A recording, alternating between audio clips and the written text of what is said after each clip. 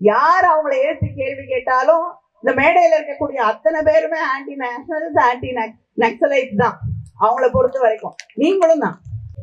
இந்த பகுதியை சார்ந்த மக்கள் கனத்த இதயத்தோடு அதே நேரத்திலே ஒரு பெருமையோடு இன்று இந்த ஸ்டேன் சுவாமியின் சிலையை திறந்து வைத்திருக்கிறார்கள். பெருமை என்னவென்றால், நாம் இன்று முழுவதும் உலகம் நாடுகளில் இருக்கக்கூடிய அத்தனை பேரும் போராளி என்றால் முதலிலே நம் நினைவுக்கு வருவது சே குவேரா. அவர் தன்னுடைய மண்ணுக்காக மட்டும் போராடவில்லை. தன்னுடைய மண் விடுதலை பெற்ற பிறகு வெவ்வேறு நாடுகளுக்கு சென்று அங்கே இருக்கக்கூடிய மக்கள், அடிமைப்பட்டு கிடக்கக்கூடிய மக்கள், தங்களுடைய உரிமைகளுக்காக போராடி கொண்டிருக்கக்கூடிய மக்கள், அவர்களுக்காகவெல்லாம் போராடியவர் தான் சே குவேரா. அதே போன்ற ஒரு போராளியை பெற்றெடுத்திருக்கக்கூடிய மண் இந்த மண் என்ற பெருமையோடு இருக்கக்கூடிய மக்கள். நம்முடைய ஸ்டேன் சுவாமி அவர்கள் தமிழ் மக்களை தாண்டி எங்கெல்லாம் மக்கள் அவர்களுடைய உரிமைகளை பறிகொடுத்து விட்டு வாழ்வதற்கே திண்டாடி கொண்டிருக்கிறார்களோ, தங்களுடைய மண்ணை மீட்டெடுக்க வேண்டும், உரிமைகளை மீட்டெடுக்க வேண்டும் என்று போராடுகிறார்களோ, அங்கெல்லாம் சென்று அந்த மக்களோடு நின்று போராடியவர் தான் ஸ்டேன் சுவாமி அவர்கள். அப்படிப்பட்ட ஒரு போராளியை பெற்றெடுத்த இந்த பெருமை மிகு மண். ஜார்க்கண்டிலே தன்னுடைய மண்ணை பாதுகாக்க போராடிய 100க்கு மேற்பட்ட இளைஞர்கள் ஆண்டு கணக்கிலே சிறையிலே அடைக்கப்பட்டார்கள். அந்த இளைஞர்களுக்காக, இளம் பெண்களுக்காக, அவங்களுக்கு ஒரு நியாயம் கிடைக்க வேண்டும் என்பதற்காக வழக்கு தொடுத்தவர் தான் நம்முடைய ஸ்டேன் சுவாமி அவர்கள். அவர்களுக்கு விடுதலைக்காக பாடுபட்டவர், அந்த மண்ணிலே வாழ்ந்த மக்களுடைய உரிமைகளுக்காக அவர்களோடு சேர்ந்து நின்று குரல் கொடுத்தவர். ஆனால் ஒன்றியத்தில் இருக்கக்கூடிய பாசிச பாஜக அரசு அவங்க கார்ப்பரேட்டுகளுக்காக ஆட்சி நடத்தக்கூடியவர்கள், மக்களுக்காக ஆட்சி நடத்தக்கூடியவர்கள் இல்லை.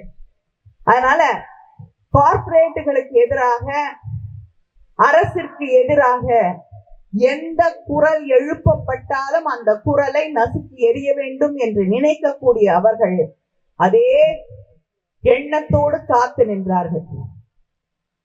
ஃபாதர் ஸ்டேன் சுவாமி ஒரு வீடியோல சொல்றாங்க, எந்த பீமா கொரேகான் வழக்கிலே அவர் இணைக்கப்பட்டாரோ அங்கே நடந்த சதிக்கு அவர் பின்புலமாக இருந்தார் என்று சொல்லப்பட்டதோ அந்த ஊருக்கு நான் போனது கூட கிடையாதுங்கிறார். ஆனா இன்னைக்கு இந்தியாவில ஒரு பெருமை மிகு வார்த்தை anti national Naxalite, urban Naxal. யார் அவங்களை ஏற்று கேள்வி கேட்டாலும் இந்த மேடையில இருக்கக்கூடிய அத்தனை பேருமே ஆன்டி நேஷனல்ஸ், ஆன்டி நக்சலைட் தான் அவங்களை பொறுத்த வரைக்கும். நீங்களும் தான். அதனால எல்லாரும் பெருமையா எடுத்துக்கலாம். யார் கேள்வி கேட்டாலும் அவர்களுக்கு எதிராக எழுப்பப்படக்கூடிய அத்தனை கேள்விகளும் அவர்களுக்கு எதிரான கேள்விகள் இல்லை, இந்த தேசத்திற்கு எதிரான கேள்வி, இந்த தேசத்தின் பாதுகாப்பிற்கு எதிரான கேள்வி என்ற ஒரு கட்டமைப்பை அவர்கள் தொடர்ந்து உருவாக்கி கொண்டிருக்கிறார்கள். அந்த கட்டமைப்பில் உருவாக்கப்பட்ட ஒன்றுதான் அந்த பீமா கொரேகான்ல இருக்கக்கூடிய சமூக செயல்பாட்டாளர்கள் அத்தனை பேரை கைது செய்து சிறையில் அடைத்தது. 84 வயது. நாட்டிலேயே அதிக வயதுள்ள, வயது மூப்பான ஒரு நக்சலைட் இருக்காருன்னா அது ஸ்டேன் சுவாமி தான். அந்த பெருமையும் அவருக்கு தான். எப்படிப்பட்ட மனிதர்! பார்க்கின்சன்ஸால கை ஆடிக்கொண்டிருக்கிறது. தான் குடிக்கக்கூடிய டம்ளரை பிடிச்சு குடிக்க முடியாது. அப்படிப்பட்ட ஒரு மனிதர் நக்சலைட் என்று சிறையிலே அடைக்கப்படுகிறார். திரு மகாராஷ்டிரால இருக்கக்கூடிய சிறையிலே அவர் அடைக்கப்பட்டிருக்கிறார். அவருக்கு தண்ணி கூட குடிக்க முடியல.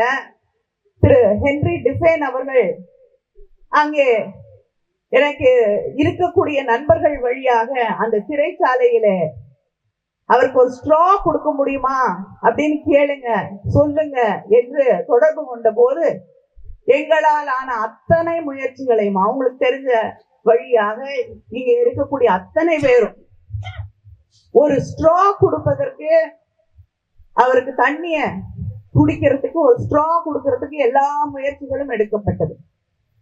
ஆனால் அந்த ஸ்ட்ரா கொடுக்க முடியாது என்று அந்த சிறையில இருக்கக்கூடிய அதிகாரிகள் சொன்ன காரணம் மேல இருந்து பார்த்துட்டு இருக்காங்க, அதனால கொடுக்கிறதுக்கு எங்களுக்கு பயமாக இருக்கிறது.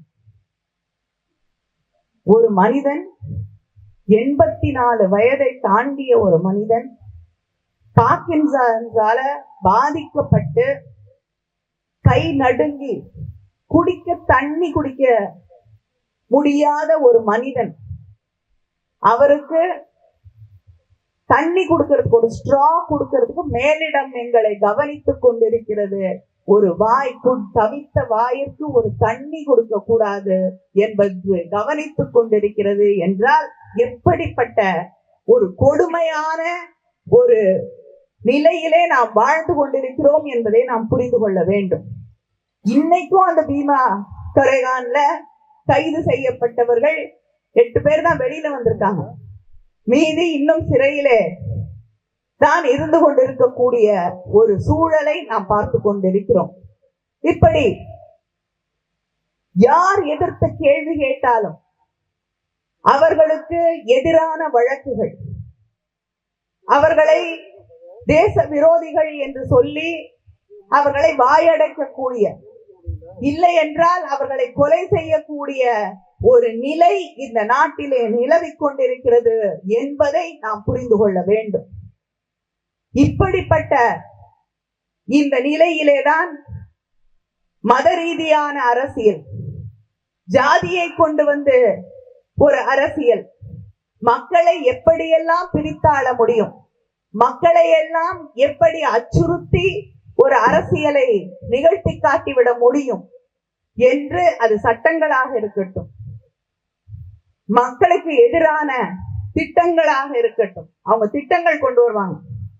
அந்த திட்டம் என்னன்னு நமக்கு புரியறதே பெரும்பாடு. ஏன்னா எந்த திட்டத்துக்கும் மாநில மொழியில பேர் வைக்க மாட்டாங்க, எந்த திட்டத்துக்கும் ஆங்கிலத்துல பேர் வைக்க மாட்டாங்க. நானே ஒரு கமிட்டியோட சேர்பர்சனா இருக்கேன். அது என்னன்னு கேட்டு தெரிஞ்சு புரிஞ்சு அந்த மீட்டிங்க நடத்துறதுக்குள்ள நமக்கே பெரிய தலை சுத்திரும். ஏன்னா அது என்ன மொழின்னு எனக்கு தெரியாது, அதோடைய அர்த்தம் என்னன்னு தெரியாது. திடீர்னு போஷான்னுவாங்க, கிசான்னுவாங்க, யார் அவங்க என்னன்னே நமக்கு தெரியாது. இப்படி அவங்க கொண்டு வரக்கூடிய சட்டங்கள், சட்டத்துக்கெல்லாம் பேர் மாத்தினாங்க சமஸ்கிருதத்துல, ஹிந்தியில. நான் வழக்கறிஞர்களிடம் கேட்டேன், என்ன மாத்தம் கொண்டு வந்திருக்காங்க சட்டங்கள்ல, புதுசா பில்லு கொண்டு வந்தாங்கன்னு. எனக்கு முதல்ல அது என்ன பில்லுன்னு புரியட்டும், அப்புறமா உங்களுக்கு எக்ஸ்பிளைன் பண்றேன். நான் இப்படி மொழி ஆதிக்கத்தால் தொடர்ந்து நம்முடைய உரிமைகளை பறிப்பது, அதே நேரத்திலே மாநில உரிமைகளில் தலையிட்டு ஒவ்வொரு மசோதாவிலும் மாநில உரிமைகளை பறிக்கக்கூடிய ஒரு ஆட்சி, அந்த மாநில உரிமைகளை பறிக்கக்கூடிய அதே நேரத்திலே சாதாரண சாமானிய மக்களுடைய உரிமைகளை, மக்களுக்காக போராடக்கூடியவர்களுடைய உரிமைகளை பறிக்கக்கூடிய ஒரு ஆட்சி தான் அங்கே நடைபெற்றுக் கொண்டிருக்கக்கூடிய ஆட்சி என்பதை நாம் மறந்துவிடக் கூடாது. யாருக்கும் என்னுடைய உணவு என்னன்னு முடிவு செய்யக்கூடிய உரிமை எனக்கு கிடையாது, என்னுடைய உடை என்னன்னு முடிவு செய்யக்கூடிய உரிமை எனக்கு கிடையாது, என்னுடைய மதம் என்ன என்று முடிவு செய்யக்கூடிய உரிமை எனக்கு கிடையாது, என்னுடைய வாழ்விடம் எது என்று ஒரு கார்ப்பரேட் கம்பெனி தான் முடிவு செய்ய வேண்டிய ஒரு நிலை என்று ஒரு நிலையை இந்த நாட்டிலே அவர்கள் உருவாக்கி வைத்திருக்கிறார்கள். இதை எதிர்த்துத்தான் நம்முடைய முதலமைச்சர் அவர்கள் தொடர்ந்து போராடி கொண்டிருக்கிறார்கள். அந்த போராட்டத்தை நாம் வலுப்படுத்த வேண்டும். அந்த போராட்டத்தை வலுப்படுத்தி இன்று இங்கே சிலையாக இருக்கக்கூடிய நம்முடைய ஸ்டேன் சுவாமி அவர்களாக இருக்கட்டும், நம்முடைய முதலமைச்சர் தொடர்ந்து கையிலே எடுக்கக்கூடிய போராட்டங்களாக இருக்கட்டும், இங்கே இருக்கக்கூடிய சமூக ஆர்வலர்கள், செயல்பாட்டாளர்கள், மேடையிலே இருக்கக்கூடிய கட்சியின் தலைவர்கள், எதிர்கட்சியை சேர்ந்த தலைவர்கள் அத்தனை பேரும் இந்த நாட்டின் இன்னொரு விடுதலை போராட்டமாகத்தான் இந்த போராட்டத்தை கையிலே எடுத்திருக்கிறார்கள் என்பதை நாம் புரிந்து கொள்ள வேண்டும். இது தேர்தலுக்கான ஒரு மாற்றத்தை நாம் சொல்லவில்லை, முன்வைக்கவில்லை. தேர்தலை தாண்டி தலைமுறைக்கான ஒரு விடுதலையை நாம் முன்னெடுக்க வேண்டும் என்பதை நாம் புரிந்து கொள்ள வேண்டும். நம்முடைய பிள்ளைகளுக்கு நாம் விட்டு செல்லக்கூடியது நம்ம வீடோ நிலமோ எதுவும் இல்லை. அவர்களுக்கான உரிமைகளையும் விடுதலையையும் நாம் விட்டு செல்ல வேண்டும் என்பதை நாம் புரிந்து கொள்ள வேண்டும். அதை விட, விடுதலையை விட, உரிமையை விட வேறு எதுவும் உயர்ந்தது இல்லை. சுயமரியாதையை விட வேறு எதுவும் உயர்ந்ததில்லை என்பதை நாம் புரிந்து கொள்ள வேண்டும். வீட்டை விட்டுட்டு போலாம், அடிமையாக இருந்தா எந்த பிள்ளையும் அந்த வீட்டுல வாழ முடியாது நிம்மதியா. உரிமைகள் இல்லாமல் யாரும் நிம்மதியாக சுயமரியாதையோடு வாழ முடியாது. நம்முடைய உரிமைகளுக்காக, நம்முடைய எதிர்கால தலைமுறையின் சுயமரியாதைக்காக நாம் பாடுபட வேண்டும். ஒரு மாற்றத்தை கொண்டு வர வேண்டும். ஒரு நியாயத்தை உருவாக்கி காட்ட வேண்டும். இந்த சமூகத்திலே சமூக நீதியை, அடித்தட்டிலே இருக்கக்கூடிய மக்களின் குரலை கேட்கக்கூடிய சட்டங்களை, இங்கே தீர்மானங்கள் வைக்கப்பட்டது. சமூக செயல்பாட்டாளர்களை பாதுகாக்க, ஹியூமன் ரைட்ஸ் ஆக்டிவிஸ்ட பாதுகாக்கக்கூடிய சட்டங்கள் இயற்றப்பட வேண்டும்.